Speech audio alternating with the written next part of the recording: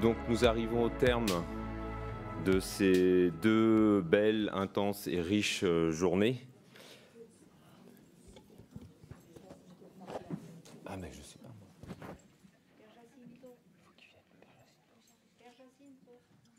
Non, non.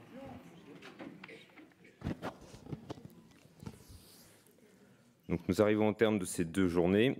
Toese Soares, responsable de l'équipe responsable internationale des équipes Notre-Dame, vont nous rappeler l'actualité de la proposition des équipes Notre-Dame.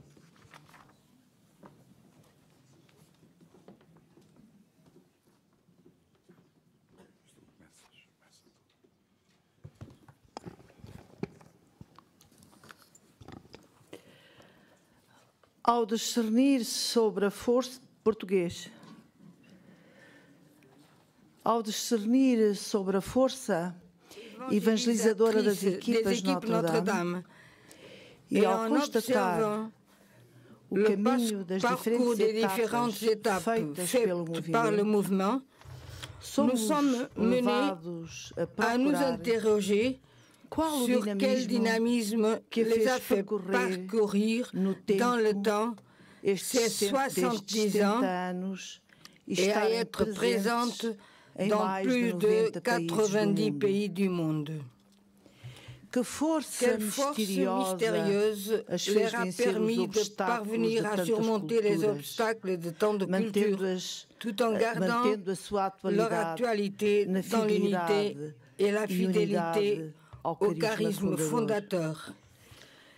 Quel esprit les soutient au point de changer le cours de la vie de tant de couples en donnant un sens à leurs histoires, malgré la fragilité et la pauvreté dont nous sommes faits.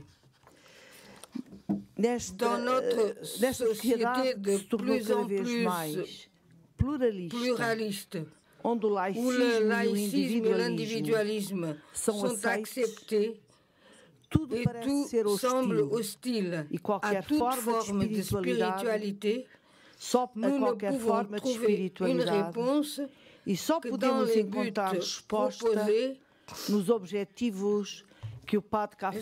proposés par le Père Caffarel vis-à-vis des équipes Notre-Dame. Une école de vie chrétienne, un laboratoire pour la spiritualité conjugale, un centre de diffusion du sacrement de mariage, un témoignage de charité et d'entraide. Nous savons que é um mistério de foi e que as equipas les équipes foram e são dinamizadas ont été et le sont encore dynamisées par l'esprit avec lequel elles ont été créées. Elles sont nées d'un souffle de l'Esprit Saint, magnifiquement compris et transmis par le Père Caffarel, et gardent toujours leur actualité dans la défense de la spiritualité, de l'amour, de la fécondité des familles et de la joie du témoignage fraternel. Nous pouvons hardiment affirmer que les équipes Notre-Dame continuent de séduire les couples d'aujourd'hui et de les conduire à bâtir leur maison sur le roc, en vivant une internationalité fraternelle dans le respect des différences et dans la richesse de la communion. Dans la charte, le Père Caffarel affirme que les couples veulent que leur amour, sanctifié par le sacrement de mariage, soit une louange à Dieu, un témoignage aux hommes, leur prouvant avec évidence que le Christ a sauvé l'amour. À Chantilly, en partageant avec tous les responsables régionaux européens, le Père Caffarel, plein d'espoir, fait une évaluation clairement positive du chemin parcouru par les équipes Notre-Dame. Il y laisse bien clair les points à dynamiser et encore une fois, il fait un appel évident à la créativité de ceux qui conduisent le mouvement. Le Père Caffarel espère que la mission des équipes Notre-Dame servira à renouveler l'anthropologie de l'homme en reconnaissant la complémentarité des sexes, en développant l'entraide et en attirant notre attention sur la manière dont les couples vieillissent et progressent dans leur chemin vers la sainteté, une sainteté dynamique, active, participant à l'évolution du monde. Dans le domaine de la spiritualité, il affirme qu'il n'y a pas de frontières, vocation et mission des équipes Notre-Dame, 1959. Mais il insiste sur le fait que la modestie chrétienne doit subsister parce que nous sommes des pauvres pécheurs. Et par conséquent, nous ne pouvons pas nous vanter de la mission reçue. Cela ne peut pas nous décourager. En affrontant le monde, marcher à côté de l'Église, laisser que Dieu ait sa place dans l'intimité d'une relation, faire renaître la confiance et la fidélité chez les couples où tout semble perdu, contribue à changer les blessures de la violence en des ouvertures à l'amour avec la force que nous donne la parole. Puisque la parole n'est pas une réalité inerte et sans vie, au contraire, elle est vivante et active, elle engendre la vraie vie chez chaque homme, chaque couple, chaque équipe, en la rendant toujours d'actualité.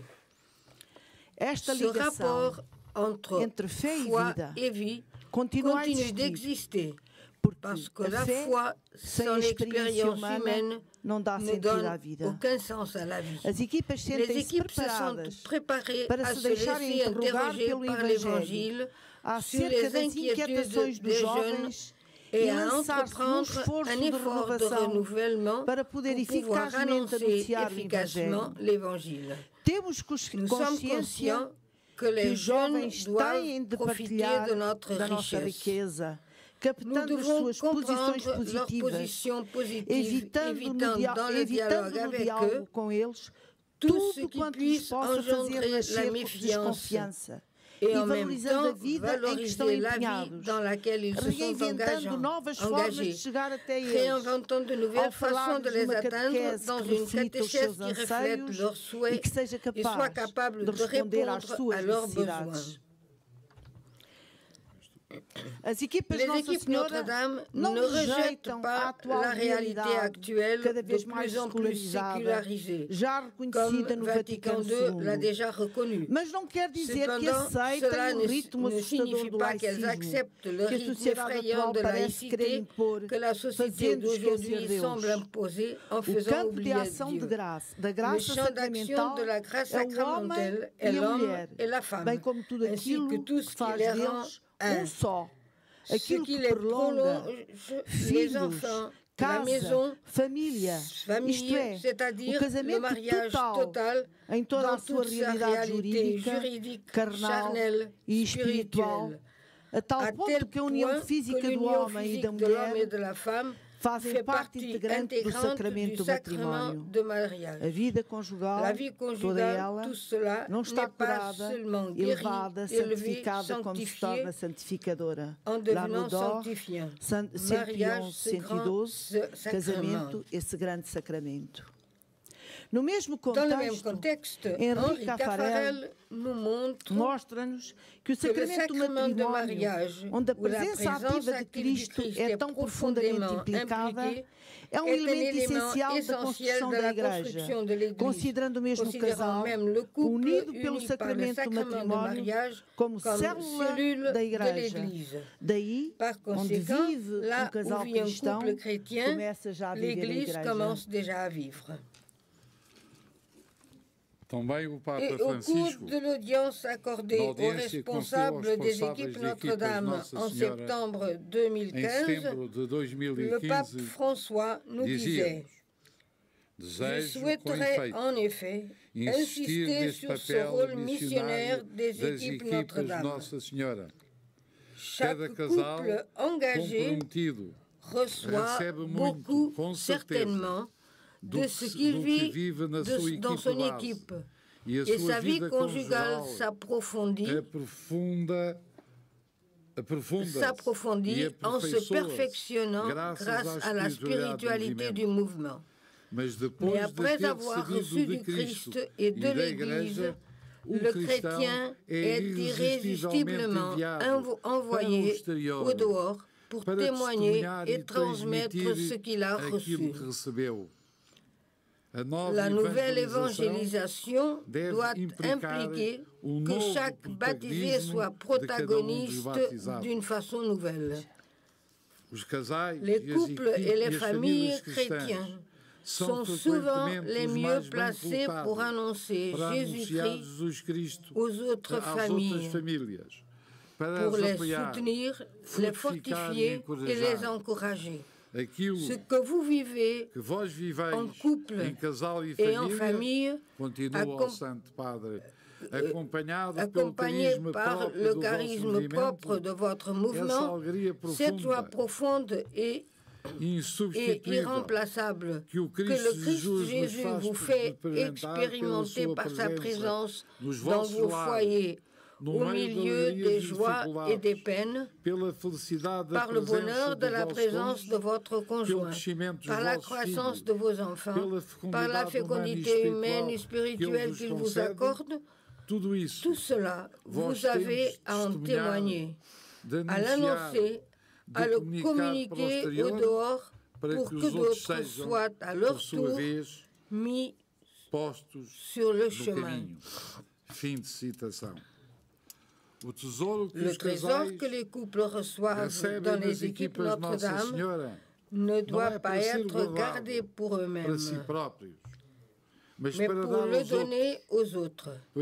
Par conséquent, ils pratiquent non seulement l'entraide matérielle et spirituelle, mais ils pratiquent également l'accueil et l'hospitalité généreuse à tous ceux qui souffrent et qui éprouvent des difficultés dans leur amour, ainsi qu'à ceux qui désirent une vraie vie, reconnus comme enfants du même Père. Les couples des équipes Notre-Dame ont choisi de sortir d'eux-mêmes, de témoigner de leur vie et d'accompagner ceux qui en ont besoin, accomplissant ainsi un véritable ministère dans la pastorale du couple et de la famille, plutôt que de faire des discours qui fatiguent et déçoivent.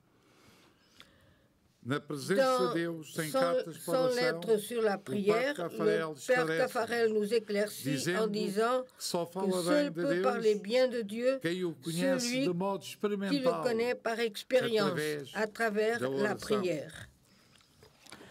La prière, en fait, est négligenciada.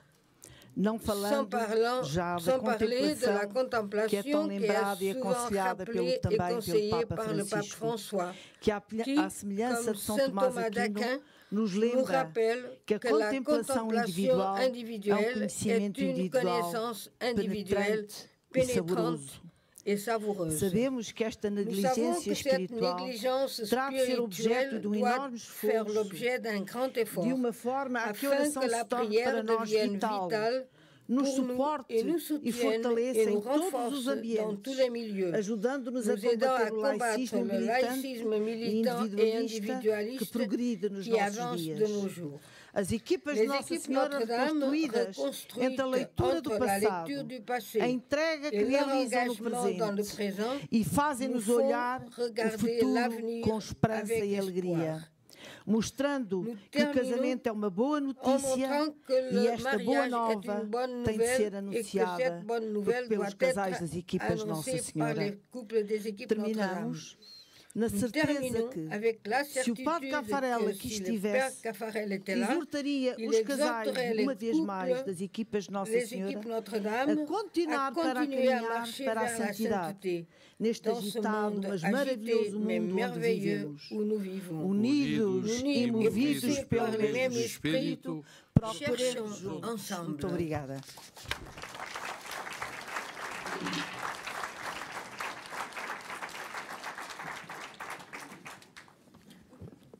J'invite le père Markovitz pour développer les conclusions de ce colloque.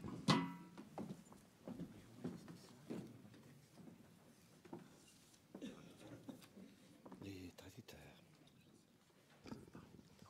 Oui. Il est une parole du père Henri Caffarel qui me semble résumer notre colloque. Il faut croire en ce que vous faites et le faire avec enthousiasme.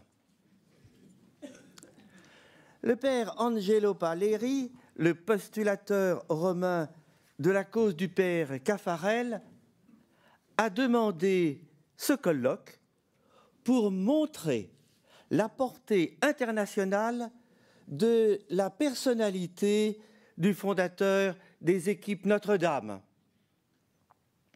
Les organisateurs de ce colloque mesurent l'ampleur du message du père Caffarel et sont intimement persuadés de sa sainteté. L'enthousiasme les a portés.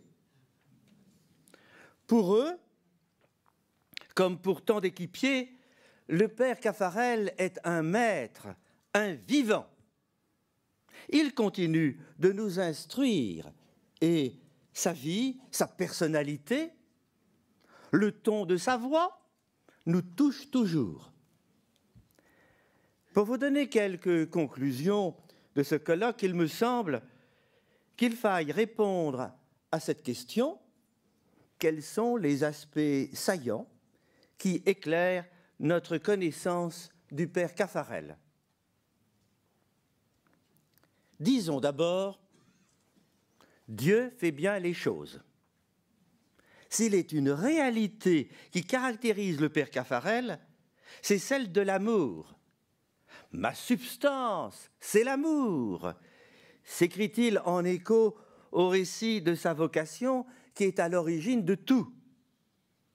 Le Seigneur l'a préparé, dès cette rencontre fondatrice, à sa mission auprès des couples et aussi auprès des veuves. Nous l'avons vu. Ce sont eux qui sont venus lui demander son aide.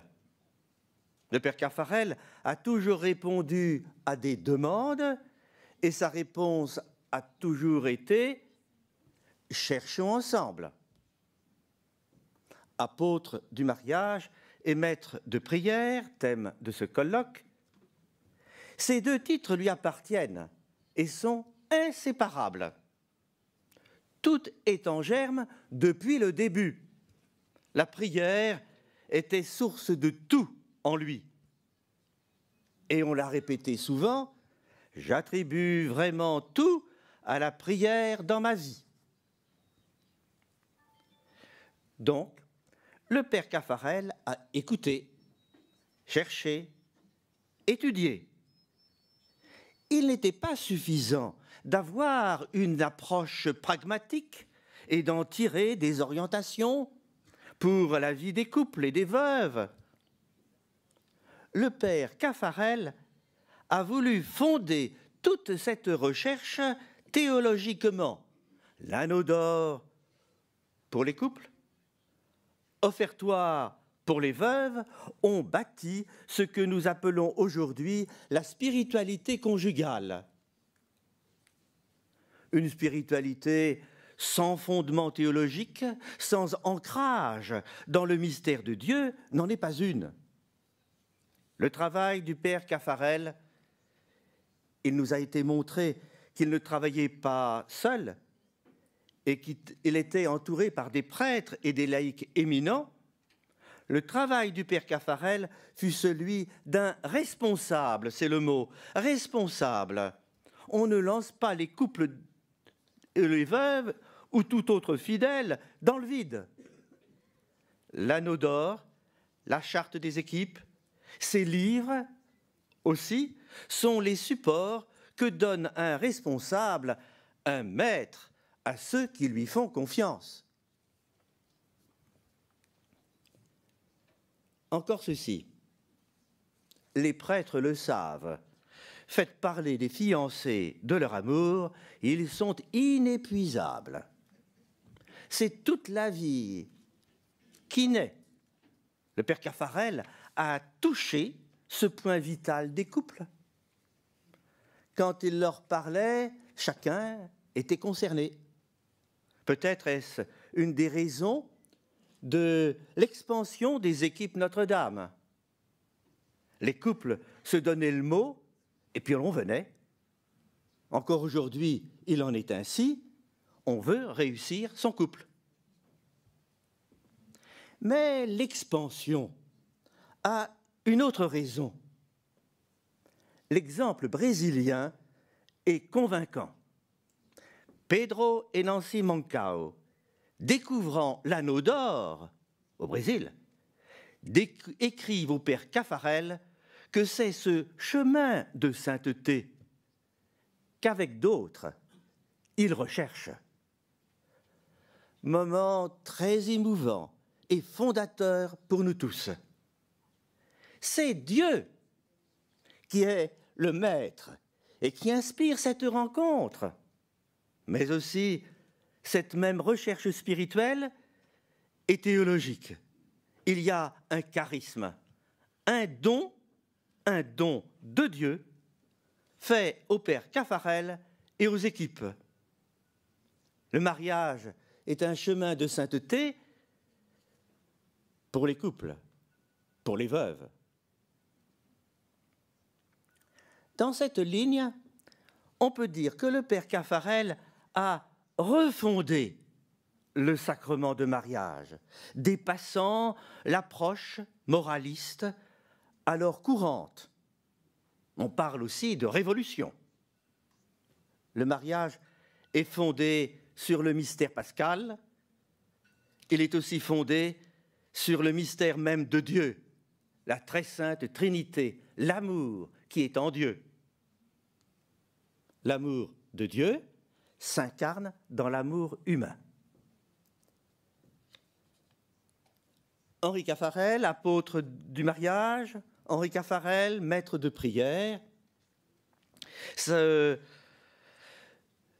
fécondité trouve sa source dans la prière, un moine manqué. Ce mot peut rejoindre le père Caffarel et ratifier son attirance pour la vie monastique, comme son appel au service de l'Église. Il les dit magnifiquement, peut-on fréquenter le feu sans prendre feu, s'approcher de l'amour sans brûler d'amour pour Dieu et pour les hommes? Prière et charité ont partie liées. À Troussure, on trouvait un prêtre enflammé et aussi un homme de silence devant Dieu. Combien ont été initiés par lui à la prière contemplative et sont entrés par son charisme dans une relation personnelle et profonde avec Dieu. Cette prière contemplative fonde la prière et l'union des couples. Une nouveauté à signaler dans ce deuxième colloque.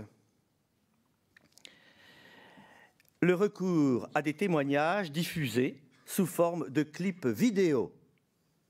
Montrer comment prêtres et couples, veuves, équipiers Notre-Dame ou non, ont été touchés par le père Caffarel. Comment leur vie a été transformée par ces intuitions évangéliques.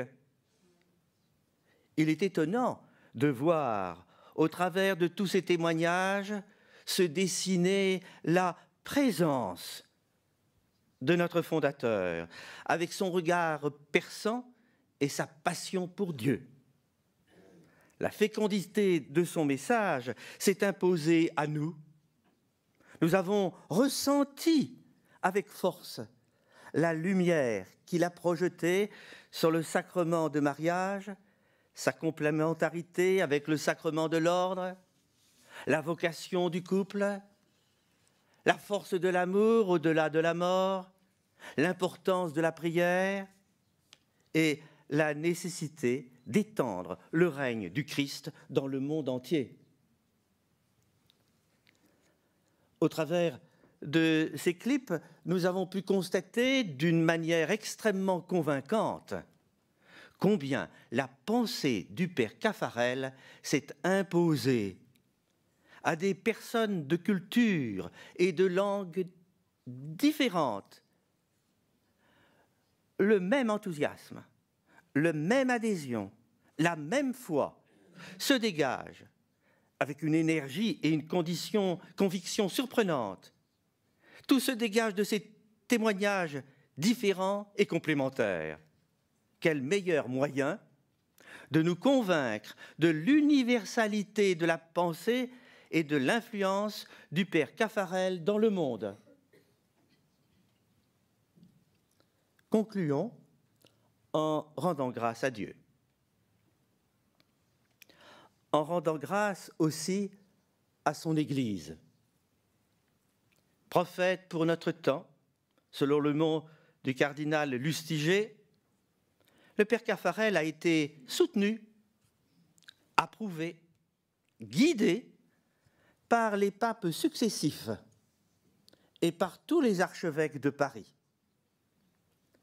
Demeurant prêtre de Paris, le père Henri Caffarel a traversé les frontières par la force de son rayonnement.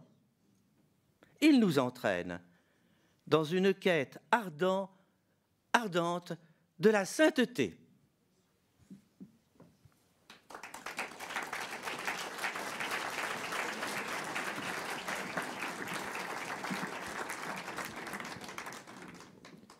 Je vais ensuite inviter le père Angelo Paleri, que je vais présenter rapidement. Donc, le père Paleri est, comme l'a dit le père Marcovis, le postulateur romain de la cause de canonisation du père Caffarel.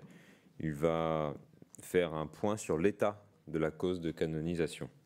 Le père Paleri est, comme son vêtement l'indique, franciscain conventuel. Ordonné prêtre en 1975, il suit des études de théologie en Italie, à Londres et à Jérusalem. De 1978 à 2005, il est missionnaire en Zambie. En 2005, il revient à Rome, nommé postulateur général de son ordre, et il est également conseiller spirituel d'une équipe Notre-Dame, à Rome toujours. Mon père.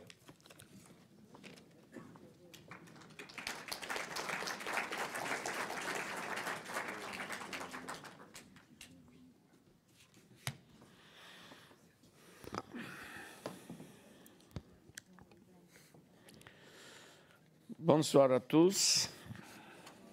Je parle italien.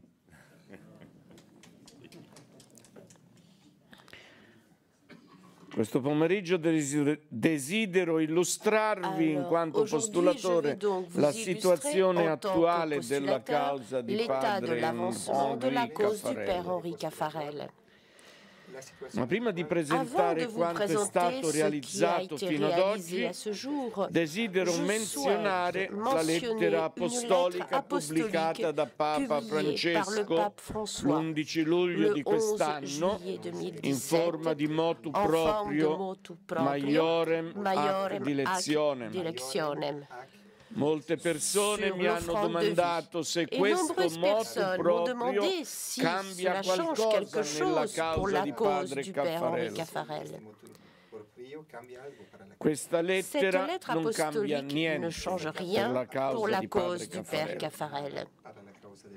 Essa introduce semplicemente un altro tipo di procedimento che si chiama offerta della vita e si riferisce a coloro che avrebbero potuto evitare di morire ma hanno scelto di restare al loro posto anche a costo di andare incontro alla morte.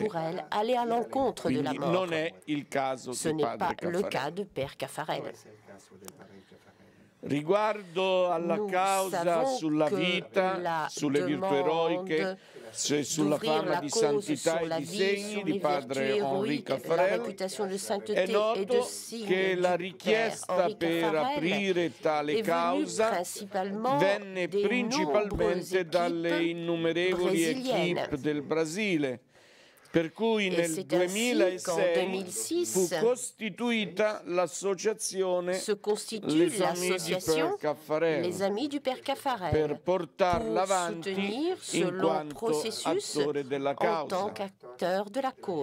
Due permessi erano necessari: la conferma da parte della Congregazione delle Cause dei Santi del permesso della diocesi di Beauvais, nel cui territorio è Troussure, di svolgere l'inchiesta diocesana a Parigi, chiamata Competenzia Fori, che fu concessa il 9 settembre 2005, e l'assenza di motivi contrari al suo svolgimento, il nihil obstat, ed anche questo arrivò il 15 ottobre 2005. L'arcivescovo di Parigi, il presente Monsignor André Ventrois, poteva così concedere il 25 aprile 2006 l'apertura dell'inchiesta diocesana che di fatto si svolse dal 6 marzo 2007 al 18 ottobre 2014. Consegnati gli atti dell'inchiesta diocesana di Parigi alla Congregazione delle Cause dei Santi a Roma il 10 novembre 2014, questi furono esaminati nello spazio abituale di un anno, per cui il 9 ottobre 2015 fu concesso da parte della Congregazione il voto di validità dell'inchiesta diocesana, mentre il 6 novembre 2015 fu nominato come relatore padre Gisław Józef Kijás. A questo punto è cominciata la stesura della posizione portata avanti da padre Paul-Dominique Markovits, proposto come collaboratore. Fino a dicembre 2016 il collaboratore per la preparazione della posizione ha preparato il Summarium Testium, cioè la sintesi delle deposizioni procedurali ed extraprocedurali presentate durante l'inchiesta diocesana di Parigi. Nel 2017, padre Paul-Dominique è stato aiutato da Monsignor François Fleischmann e da Madame Marie-Christine Genillon per il lavoro di ricerca della documentazione, cioè documenti, testi, conferenze, eccetera, per la redazione di un'altra parte della posizione, cioè il Summarium Documentorum. In seguito ci sarà la redazione di una terza parte, la biografia ex documentis. Ed infine l'ultima, l'informatio, per completare il completo dossier chiamato Posizio. Tutto ciò riguarda appunto la posizio sulla vita, sull'eroicità delle virtù e sulla fama di santità e di segni.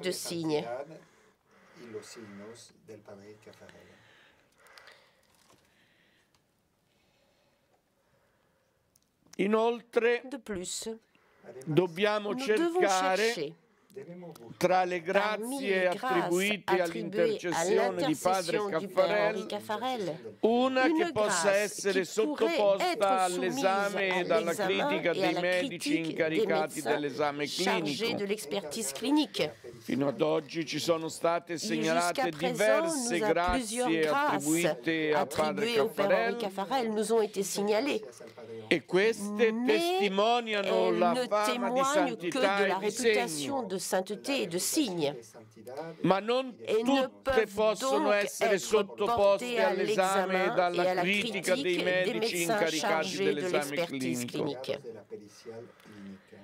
Ciò è già importante perché riflette una fiducia molto diffusa nell'intercessione del servo di Dio. Ma è anche vero che per diverse guarigioni siamo stati informati anni dopo che erano accadute. Quindi speriamo che in qualche parte del mondo ne sia avvenuta una in grado di essere riconosciuta come un vero e proprio miracolo. Infatti ogni guarigione fisica, per poter essere provata come miracolo, deve basarsi sulla cartella clinica dettagliata che ripercorre tutta la cronologia della patologia. Prima di istruire un'inchiesta diocesana su un presunto miracolo, la documentazione deve essere esaminata da un medico della Consulta Medica Vaticana. E alla fine dell'inchiesta diocesana sul presunto miracolo si dovrà redigere anche una posizione perché il miracolo sia riconosciuto. Desidero esprimere un ultimo pensiero riguardo ai tempi, in quanto molti domandano quando potrà essere beatificato Padre Caffarel. Da una parte dobbiamo calcolare il tempo necessario per concludere la redazione della posizione e quello per il suo esame da parte di 2 commissioni della congregazione, il congresso peculiare di 8 consultori teologi insieme al promotore della fede e la sessione ordinaria dei cardinali e vescovi, almeno 16 dei 20 convocati, insieme al prefetto e al segretario della medesima. Avec le préfet et le secrétaire de la congrégation.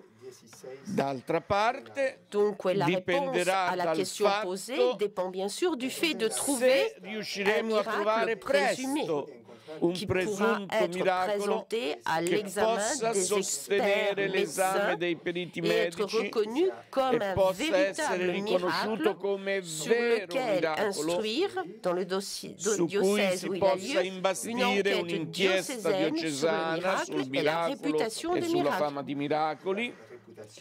Dopodiché anche su questa si dovrà compilare una posizione che però dovrebbe richiedere minor tempo di quello sulle virtù. E naturalmente anche questo dovrà essere esaminato dalle solite 2 commissioni.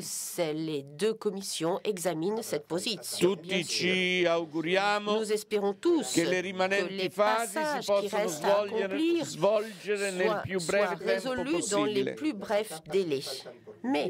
Ma realisticamente non possiamo escludere che ci vorranno diversi altri anni, sia per arrivare all'esame della posizione sulle virtù, come anche per istruire un'inchiesta diocesana su un presunto miracolo, scriverne la posizione e perché sia esaminata dalla congregazione. Termino questa presentazione suggerendo quindi a tutti di recitare il più spesso possibile la preghiera per la beatificazione del servo di Dio Henri Caffarel. Grazie. Merci.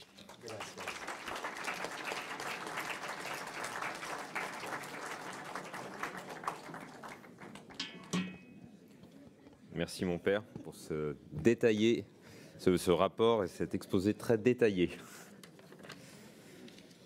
Enfin, nous terminons par le cardinal André 23, administrateur, il ne faut pas se tromper, du diocèse de Paris, en attendant l'arrivée de Monseigneur au Petit le 6 janvier prochain.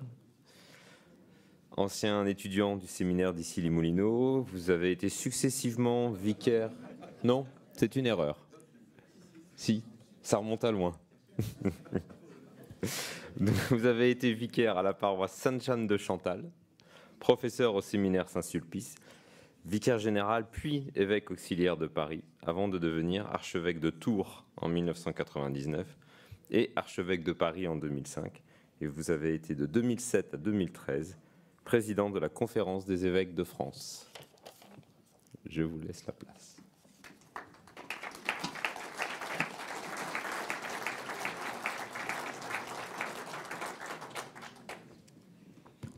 Voilà, en arrivant à la fin de votre colloque, je pense que je ne peux pas vous dire grand-chose qui vous apprendrait des mystères qui vous auraient été cachés depuis 2 jours. Ni sur les équipes Notre-Dame, ni sur le Père Caffarel, ni sur le mariage. Mais comme il faut bien que je conclue, je vais quand même vous parler. Je voudrais essayer de vous inviter à réfléchir à 3 choses. La première, que l'on peut rattacher peut-être au titre que l'on a donné au Père Caffarel d'être un prophète, c'est de mesurer comment son intuition, son investissement, son travail pour la fondation des équipes Notre-Dame a pu aboutir, d'abord parce qu'il y en avait besoin. Car il ne suffit pas d'avoir quelqu'un qui a une bonne idée, il faut encore que cette bonne idée serve à quelque chose. Et si l'idée du Père Caffarel a connu le succès que l'on sait, je pense que c'est parce qu'elle correspondait à un besoin réel des familles chrétiennes. Ce besoin, tel que je le perçois à 70 ans de distance, c'est comment entrer le plus profondément et le plus réellement possible dans le sacrement de mariage. Non pas simplement par un cheminement spirituel personnel, mais aussi par une démarche ecclésiale. Cheminement spirituel personnel parce que pour beaucoup de chrétiens qui ont été les bénéficiaires de l'initiative du Père Caffarel, il s'agissait d'entrer progressivement dans une intelligence plus large de la réalité sacramentelle, non seulement pour ce qui concerne le mariage, mais pour ce qui concerne l'ensemble des sacrements, c'est-à-dire comment passer de la reconnaissance d'un acte sacramentel nécessairement ponctuel, le jour où on célèbre le sacrement, c'est un jour. Avant, il n'est pas, après, il est. Comment on passe de cette expérience ponctuelle à la découverte de ce qui est le cœur du sacrement, c'est-à-dire non pas simplement un événement liturgique, mais une grâce de vie. Comment passer de la vision ponctuelle du baptême à une vision historique de la grâce baptismale à travers l'existence des baptisés? Comment passer du mariage perçu dans la cérémonie qui s'apparentait bien plus souvent à une bénédiction formelle qu'à un événement spirituel pour entrer dans une histoire de la grâce sacramentelle du mariage à travers l'histoire du couple lui-même. Et donc ce passage d'une conception ou d'une pratique, si elle n'était pas fondée théologiquement, d'une pratique ponctuelle du sacrement à une pratique historique du sacrement. Et je pense que c'est ce passage qui a été vécu il y a presque un siècle maintenant, en particulier à partir de l'encyclique du pape Pie XI, Casti Connubii, qui a été une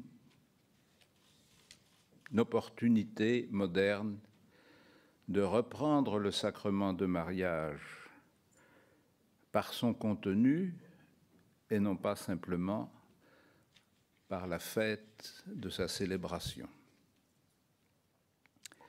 Le deuxième point sur lequel je voudrais attirer votre attention et qui ressortait très bien des témoignages que nous avons entendus, c'est non seulement de découvrir la réalité historique du sacrement et d'explorer en couple le sens historique de la grâce sacramentelle, mais c'est de découvrir qu'un sacrement est toujours ecclésial.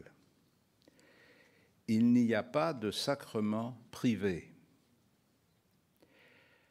Or, ceci est paradoxal parce que pour un certain nombre de sacrements, les personnes qui les reçoivent et qui les vivent sont toujours des personnes individuelles. On ne donne pas le baptême à un peuple, sauf dans des circonstances exceptionnelles qui sont ensuite le sujet d'images d'Épinal perpétuellement reproductibles. Mais en dehors de ces circonstances exceptionnelles où on baptise un peuple, on baptise des personnes. Et la difficulté, c'est précisément de comprendre que cet acte par lequel on baptise une personne ne concerne pas seulement la personne qui est baptisée, mais l'Église tout entière. Et de même, quand on célèbre un mariage, on célèbre le mariage d'un couple. On ne célèbre pas le mariage en général.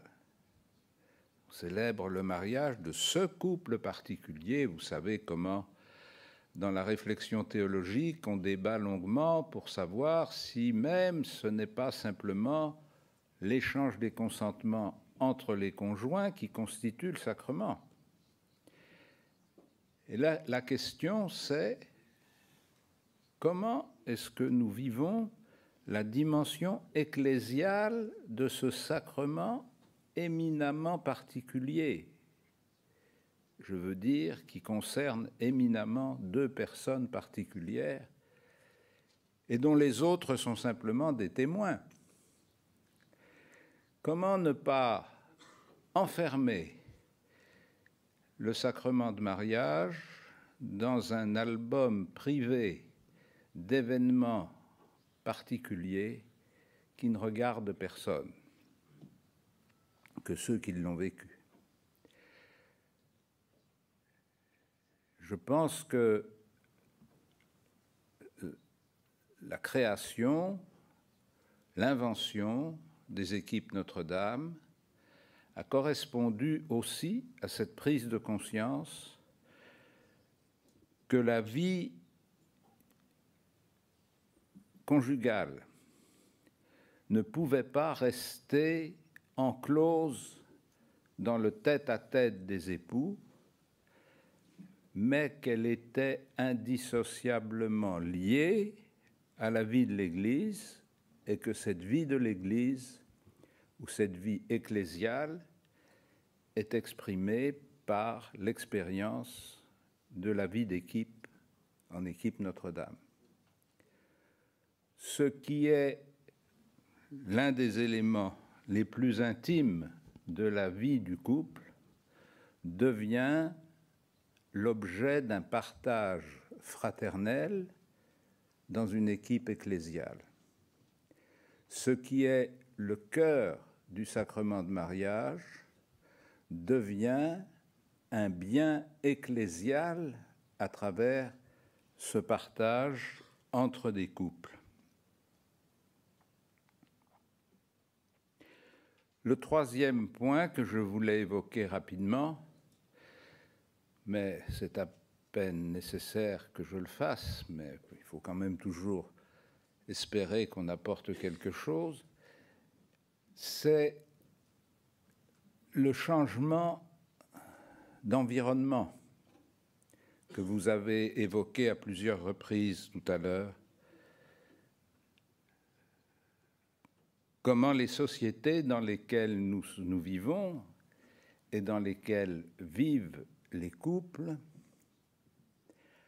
ont des conceptions différentes du mariage et de la famille. Et le risque auquel nous n'échappons pas toujours, de nous laisser entraîner à nous faire les champions d'un modèle conjugal. Le mariage monogame, définitif, ouvert à l'accueil des enfants, n'est pas un modèle confessionnel. Ça n'est pas parce que les chrétiens le vivent comme un sacrement, ce n'est pas parce qu'ils en explorent la richesse et qu'ils essayent de la partager qu'ils ont un titre de marque déposée qui leur donnerait le droit de réclamer au titre de la foi le respect de ce modèle conjugal, ce qui les exposerait très légitimement à se faire renvoyer dans leur foyer, c'est le cas de le dire, par une société laïque qui n'a aucune raison de se rallier à un modèle inspiré par la foi chrétienne. Que les couples chrétiens fassent l'expérience incomparable de la richesse du mariage à travers leur vie ecclésiale et sacramentelle, c'est une richesse pour eux, c'est une richesse pour les autres, c'est une espérance pour tous. Mais ça n'est pas un argument pour prétendre que nous avons un titre de propriété sur ce modèle conjugal. Nous avons un titre de service. Nous sommes appelés à témoigner de la valeur de ce modèle conjugal, mais nous sommes appelés aussi à exprimer comment ce modèle conjugal correspond à une attente anthropologique, c'est-à-dire à des conditions pour l'amour humain de s'incarner dans une institution sociale qui garantisse l'engagement individuel des époux. Si nous n'arrivons pas à trouver les chemins pour aider à comprendre pourquoi le mariage monogame, définitif, est construit en vue d'élever des enfants, est un modèle qui correspond aux besoins de l'être humain avant d'être un besoin des chrétiens. Si nous n'arrivons pas à exprimer comment ces caractéristiques du mariage que nous reconnaissons comme les conditions du sacrement, si nous n'arrivons pas à exprimer comment ces caractéristiques du mariage sont connaissables, admissibles et bénéfiques au regard de la raison humaine, même quand elle n'est pas éclairée par la foi, alors nous manquons notre mission apostolique, parce que notre expérience de la foi chrétienne fait de nous des précurseurs ou des prophètes ou des témoins privilégiés, non pas pour imposer nos mœurs à une société qui n'en veut pas, mais pour dévoiler à une société qui les occulte les caractéristiques de la réussite de l'amour humain. C'est un enjeu et un défi considérable qui n'était probablement pas aussi perceptible et aussi facile à exprimer il y a 70 ans qu'il ne l'est aujourd'hui, parce que le conformisme social faisait moins apparaître les différents modèles de vie conjugale. Pour terminer, je voudrais donc vous dire que si nous devons reconnaître avec action de grâce le rôle prophétique du Père Caffarel dans l'élaboration d'une spiritualité conjugale au XXe siècle, et si nous devons développer et approfondir ce qu'il a apporté à la vie des familles chrétiennes, nous devons aussi suivre son exemple en étant attentifs aux caractéristiques nouvelles auxquelles sont confrontés les jeunes qui veulent vivre une vie affective réelle et gratifiante, et comment la richesse de ce que nous révèle l'expérience des équipes Notre-Dame doit être mise au service d'une lumière et d'une espérance pour tous. Je vous remercie. Bravo.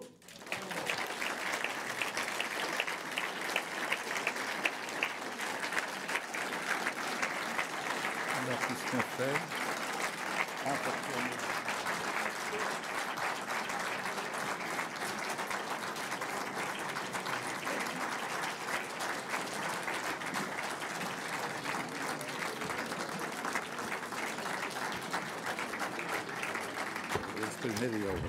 Nous remercions beaucoup.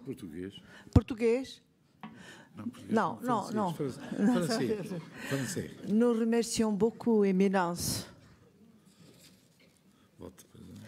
Les mots que nous ont dit, que nous encouragent, que nous donnent force pour continuer. Un grand merci.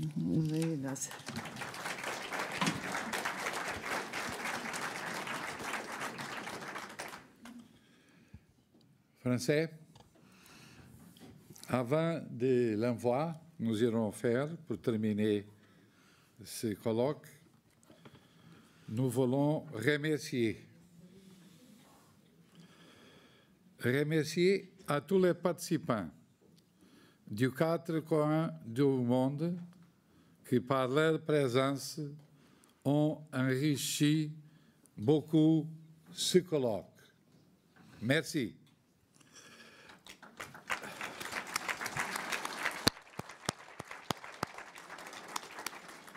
À tous les intervenants qui, par leur disponibilité et leurs compétences, ont rendu possible ce colloque.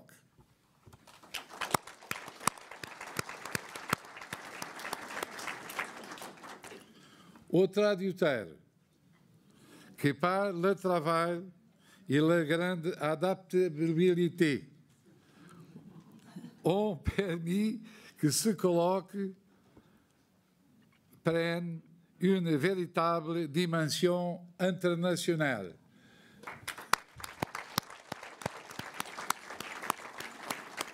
Nous demandons, s'il vous plaît, au traducteur, après l'envoi, de venir à la salle pour tout le monde les saluer. Continue, à Patricia.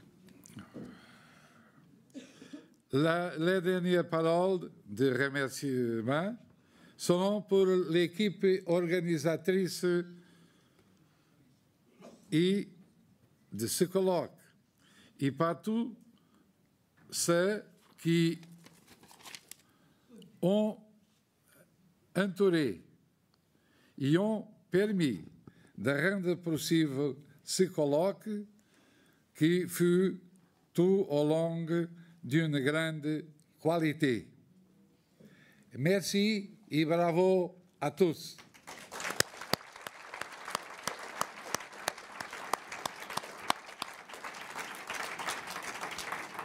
Après ces 2 journées de grâce, nous voulons vous adresser seulement une parole de joie et d'espérance.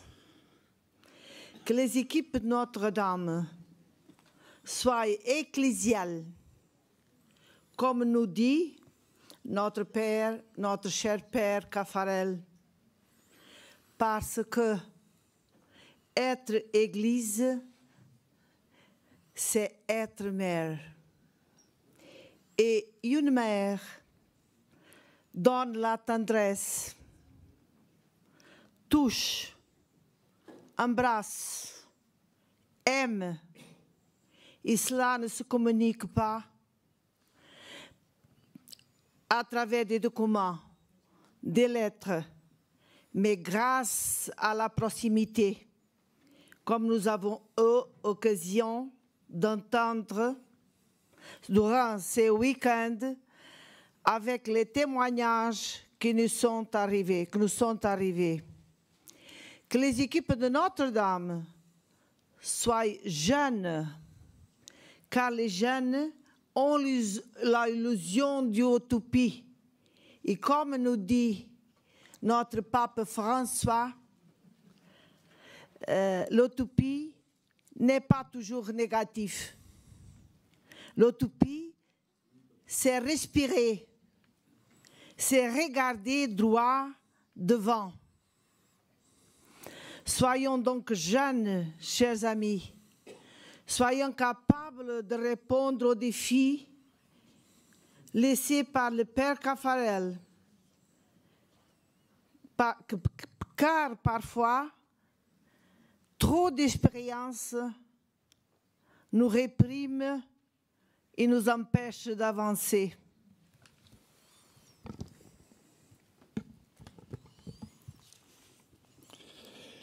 Il est nécessaire d'écouter les jeunes.